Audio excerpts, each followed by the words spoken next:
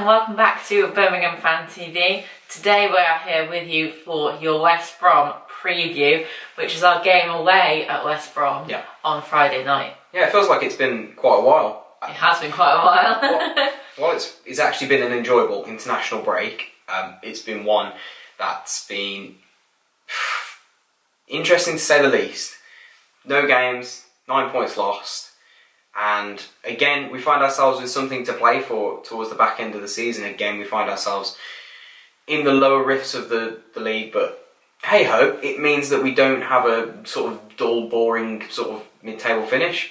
I guess that's what a lot of people wanted, and I suppose it gives us value for money and gives us something to play for, as long as we don't end up falling into the drop zone and then nobody wanted that. But we'll see how this one plays out. It is a bit of a nervy time, isn't it? As we discussed in our podcast, which is our previous video to this, so if you haven't watched that, then definitely check it out because we discussed this in more detail. But around this time last season, Barnsley were 5 points adrift, then ended up going down, and we're 5 points adrift from the drop zone. So we have to keep going, we have to stick together. We're not Barnsley though. No, we're not, but they also had Gary Gardner, as I said on the podcast. You're jinxing it. Yeah, I think West Brom away is going to be... It's a really tricky one to call, and I know that there'll be some West Brom fans that will watch this and say, "Oh, you can't come to our place and win. You can't." And while in most terms I'd say I agree with you, we're really strange where we can beat the best teams away. We seem to play a system that is so effective against the top teams, against the better teams, against the teams that will peg us back and will have a lot of the ball and attack us a lot. We love that. Leeds and Sheffield United, we got points, we won at Leeds and we drew at Sheffield United, and we've done really well away from home all season.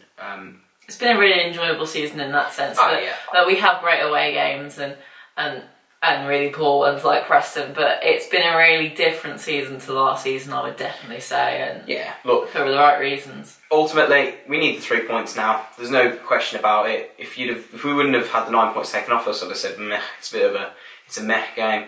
But in front of the Sky cameras, I don't really like playing in front of Sky on a Friday night. It's a bit of an omen for Blues that we tend to lose on the cameras, but hey, it is what it is. Emmy's got some stats for you just ahead of the game. I know you guys were missing me and my stats, so I am back tonight with my special stats. Altogether, we have played West Brom 130 times. We have won 35 of them, drawn 37 and lost 58. So our last 5 fixtures against West Brom, we've drawn 2, lost 3. But last time we played them, we drew in the Championship 1-1. We should have won that game, if I remember rightly. Probably edged it. Yeah, we lost 2-1 in the FA Cup previous to that, then 3-1 in the Prem previous to that, and then 3-1 again previous to that, and then 1-1. So it's been it's been a bit of a... There's definitely a lot of goals in the games, but... Early 2000s, we were, I say dominant, we did well against West Brom. The back end of the 2000s and into 2011, we've really struggled. Look, West Brom are a quality team. We know what they're going to bring to the table on Friday night. They're not to be taken lightly. They never were going to be this season with the amount of quality that they've brought in. Their strike force is on par with ours. It's quality. If not better. Rodriguez, Gale. I know losing Barnes was a massive loss for them. Robson Carnew's still a decent Championship player. Matty Phillips. I personally think Dwight Gale and Jay Rodriguez do definitely have. They are proven Premier League strikers. Yeah. So if anything, that's why they are better than our strikers, and a lot of people argue about that. But I think if we look at them in isolation, I think both teams have got really strong players up front. Yeah. And if I go quickly onto West Brom's previous 5 games, their last game was away to Brentford and they won 1-0. That's difficult to do with Brentford being on the up at the minute. Yeah, absolutely. Previous to that, they were at home and beat Swansea 3-0, drew 1-1 at home to Ipswich. Which saw Darren Moore get the sack, obviously. Bit of a controversial one, that, but we'll leave it at that. I don't have much to say on it, so well I do, but I'll leave it at that. Yeah, probably the best idea. Previous to that was an absolute battering away to Leeds. Leeds were different quality that night. They were amazing, and that's why I think Leeds are going to get automatically promoted. That's just my opinion. And previous to that, they actually lost to Sheffield United, who I think that them all Leeds and Norwich. Norwich will win it, I think, and then I'd say Leeds will edge it. I think Sheffield United will drop into the playoffs, but that's not what we're here to talk about. No, but, look, but they lost to 2 top of the table teams, so that says a lot for me. For sure, for sure. So looking at the Blues lineup, I think obviously it's going to be a settled back 4 and goalkeeper again. We don't really have any options while Roberts has come back into first team training. And while I actually highly rate Mark Roberts, he's not getting in ahead of the other 2, let's be honest. However, the only change I could see happening is Maxine Collin, depending on whether he's fit. I actually haven't heard anything. I think the press conference is tomorrow on whether Max is fit. So obviously you've got a sort of team of Camp in goal, Harding, Dean, Morrison and Pedersen. So obviously the only change I could see happening is Collin coming in at right back there for Harding. Again, the same midfield 2 of Gardner and Kiftembeld. I know last time I said I'd bring Craig in and play Craig alongside Gary, but the way Kiftembeld played away at Preston, he was an animal. He was the best player on the pitch. He shone. He was first to everything. His energy, even his passing range and his composure was really good on the day. It's something we don't often see. So Kiftembel's straight in there, first name on the team sheet this week for me, alongside Gary, who's been obviously pivotal to us all season.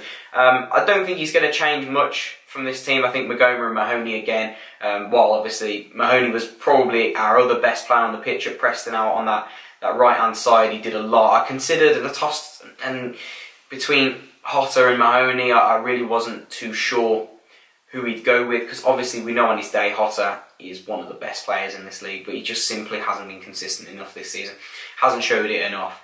And I just think Mahoney's going to offer us that little bit more on the counter-attack on Friday night, if we do play on the counter-attack, which I can guarantee we will. And Magoma on the other side for that same pace, that same strength. Very good defensively. We're going to need that work, and I don't see anyone else playing there other than Magoma. So Magoma and Mahoney wide, and obviously the lethal pair of Jukovic and Adams up front. It says lethal. We haven't scored in 4 games. We need to score in the West Brom game. We simply do. Yeah, I think not because we need the result. Well, we do need the result, but not that there's pressure on us. But we simply need to do that to break this sort of mould that we're in currently. Yeah, I personally would have Magoma out of the team, putting Rabti in personally, just because I think he offers a little bit more oomph at the moment. I think when Magoma was playing against Preston, he was alright first half, and then he drops off. But that's the thing, we can't have someone dropping off, especially now we're in the position that we're in. I think we need to be critical now and just say if he's not playing 100%, just stick him on the bench and maybe bring him on as an impact sub. I like Emrabti. Yeah. I really like Emrabti. I think he tries, and you can see him trying, and that's all I ever ask for. What annoys me is when players look like they're not trying. And I think, unfortunately, I do feel, and a lot of people do feel like Magoma is sort of a passenger sometimes. Yeah, look, he can be, but at the same time, I think he's the best option we've got on the left-hand side. I simply think he's the best that we've got out there. Not down to opinions. Look, I think Marabti needs a pre-season under his belt to see the best of him. I really do. We need time to blend in, and I know it's a cliche, but he really does need time to adapt to the league. I think he does.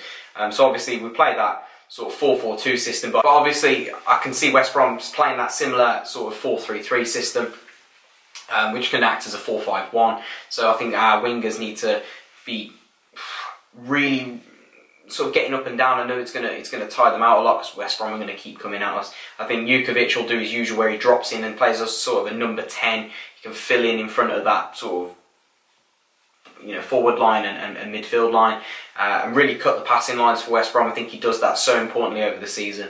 It's going to be massive for us, and if we're to get anything from this game, I think being compact, being solid is going to be key. Defending as a unit, defending as a team, and then breaking quickly. I think we did it against Bristol City. It was one of the best counter-attacking performances I've seen from us. The way we sat deep, really absorbed the pressure without too much hindrance, and then broke out quickly.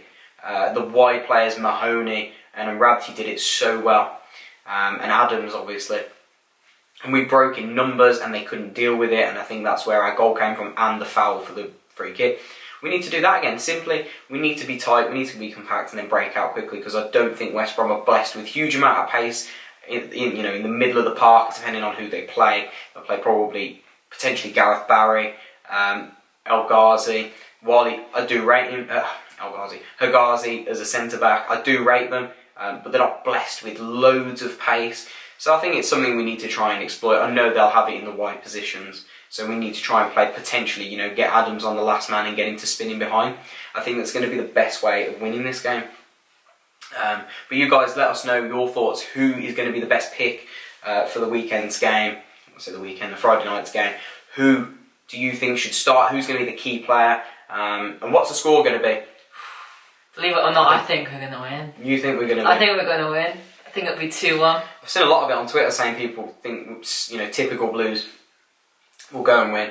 I think it's going to be a tough one to call. I'm not going to stick my neck on the line for this one. Come on! I'm going to go with a 1-1 though. I think if we can get a point from this game and try and break that mould of losing and score, and we can score at the same time, I think we'll take that, especially away from home.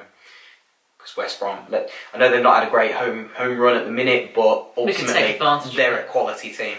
They are such a good team, and if they're on it and we're not, they could demolish us. That's very true. So, guys, let us know down in the comment section below. What's your predictions for the game? Score predictions, team predictions. Who do you think is going to stand out, guys? And let us know if you are going and you want to jump on the vlog as well, guys. But thank you so much for watching, and we will see you after the game for the match review and the match vlog.